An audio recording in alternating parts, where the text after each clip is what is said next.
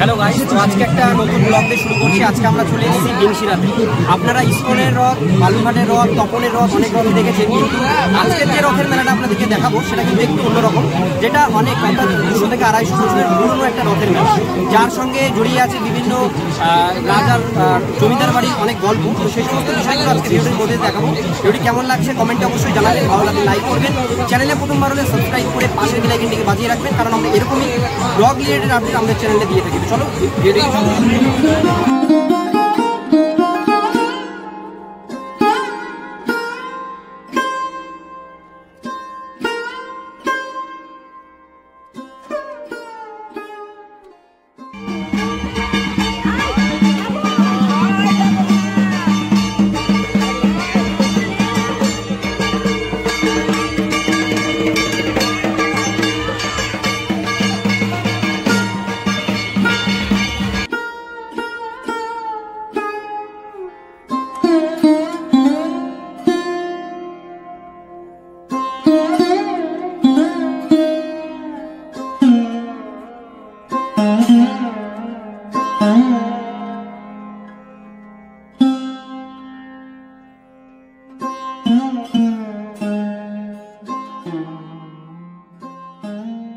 Guys, এই যে তোমরা পিছন দিকে রথটি দেখতে পাচ্ছ, রথটির ঠিক পিছন দিকে কিন্তু আছে জমিদার বাড়ি, যেটা 150 থেকে 200 বছর আগেকার সেই জমিদার বাড়ি। সেই বাড়িটাও তোমাদেরকে ঘুরে দেখাবো। আগে রথের মেলাটা ঘুরে দেখি, তারপরে তোমাদেরকে জমিদার বাড়িটাও ঘুরে দেখাবো।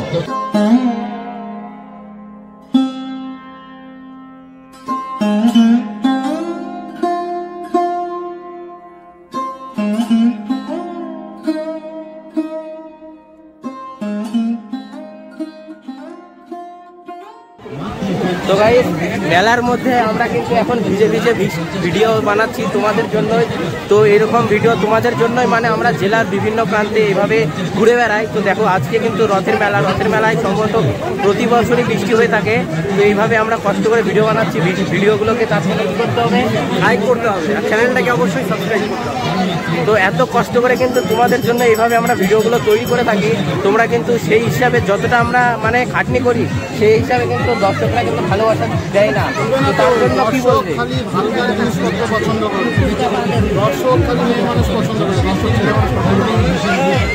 দেখো, তো আমাদের মানে খাটনিগুলো এইভাবে কিন্তু বৃথা যায়। তো তোমরা এইভাবে যদি একটু ভালোবাসা দাও, লাইক কমেন্ট শেয়ার করো, তাহলে কিন্তু ভিডিও বানাতে আমরা আরও উৎসাহিত হব। তো দেখতে থাকো, তোমাদের এই ভিডিওতে আমরা মেলা ঘুরিয়ে দেখাই। আর আজকে আমরা এই মেলায় আসছি আমি, শঙ্করদা আর সৌরভদা। তোমরা তো দেখোই শঙ্করদার ভিডিওতে আমরা বেশিরভাগ জায়গায় এই তিনজন একসঙ্গে থাকার চেষ্টা করি। তারপর তো চলো ভিডিওটা মেলাটা দেখানো, ঘুরানো যাক, ঘুরে সবাইকে দেখানো যাক।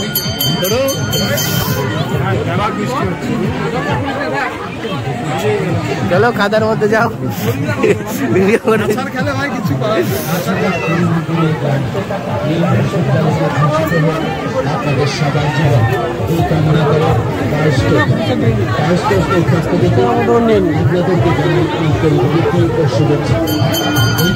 সামনে সামনে চলে যাচ্ছি শঙ্করদা, আর পেছন দিকে আমি, আর আমরা যাচ্ছি। আর এই যে মেলার মধ্যে কাদার অবস্থা দেখো, এই যে জুতা বসে যাচ্ছে। আর এই মেলাতে একটা বিশেষ আকর্ষণীয় জিনিস আছে, যেটা তোমাদেরকে ভিডিওর মধ্যে দেখাবো। সেটা হচ্ছে মেলার একটা রথের পেছন দিকে আছে, যেটা এই মেলার একটা বিশিষ্ট জিনিস। আর এই জিনিসটা কোনো রথে নাই, কোনো রথে নাই, এখানে রথে এই জিনিসটা দেখতে পাওয়া যায় না, শুধু এই বিনশিরার রথে এটা তোমরা দেখতে পাবো। আর বর্তমানে দেখা যাবে এই রথকে ফলো করে যারা এখানে আশেপাশে যারা রথ তৈরি করেছে, সেখানেই শুধু দেখা যাবে, বাকি তোমরা ভিডিওর মধ্যে দেখলে বুঝতে পারবে।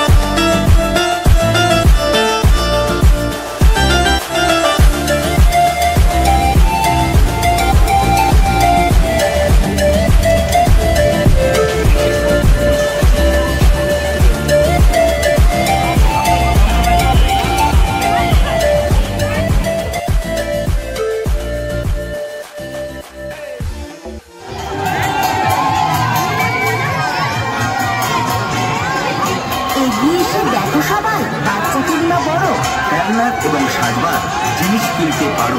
সাজগোজ গৃহস্থলী সবই রয়েছে এখানে। শুধু শুধু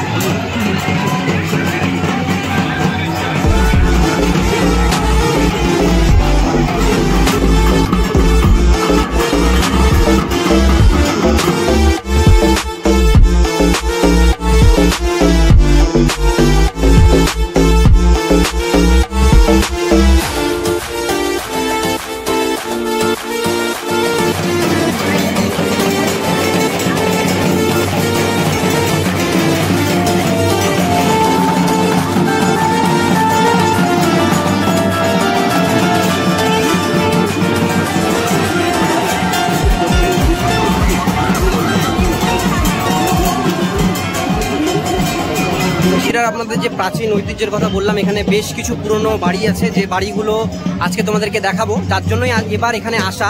তো বাড়িগুলো তোমরা দেখো, অনেক পুরাতন যুগের বাড়ি এবং এই বাড়ির অর্থাৎ রাজবাড়ি এর পাশেই ঠিক পুজোটা হয়। তো চলো পুরোটা ঘুরে আমাদের দেখানো যাক।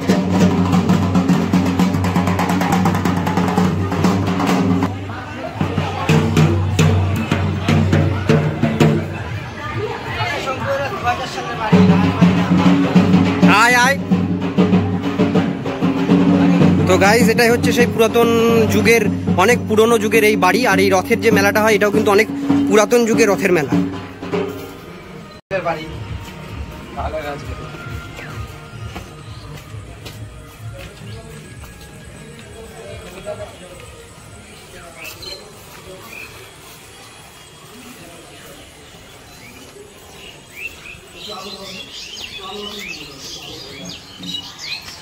আমাদের যে ব্রিটিশ আমলে যে দুর্গাপূজাগুলো হতো এবং সেই আমলে যে রাজরাজাদের আমলে যে দুর্গাপূজাগুলো হতো, এটা তাও কত সালের বিয়ে জয়জিৎ? এটা অনেক বছর, কি বলবো, জমিদার পাল সেন অনেক বছর আগেকার, 3-4 বছর 5 বছর, মানে 3-4 বছর না, 300-400 বছর বেশি, 500 বছর আগে তারা হতে পারে। এটা তো রাজবাড়ি তো অনেক দিন আগে না। এই রাজবাড়ি যে মানে এই জমিদার বাড়ির যে জমিদার ছিল, তার কি বলে মানে ছেলের অসুস্থ হয়েছিল কি কারণে, তো তার মানে সুস্থতা কামনা জগন্নাথ দেবের কাছে যখন মানত করে, তারপরে থেকে মানে যখন সুস্থ হয়ে যায়, তখন এই পুরীর থেকে একদম কিন্তু এই জগন্নাথ গুলা পুরীর থেকে নিয়ে আসে, ওখান থেকে নিয়ে আসে, তারপরে এখানে স্থাপনা করে। তো জয়জিৎ কিন্তু আমাদের সবটা আপনাদের কিন্তু শোনানোর চেষ্টা করলো। মানে আমি যেটুকু জানি সেটুকুই বলার চেষ্টা করলাম, এর মধ্যে কিছু তথ্য ভুল হতে পারে। থাকার পরিস্থিতি নেই বা থাকতে পারবেও না, অসম্ভব।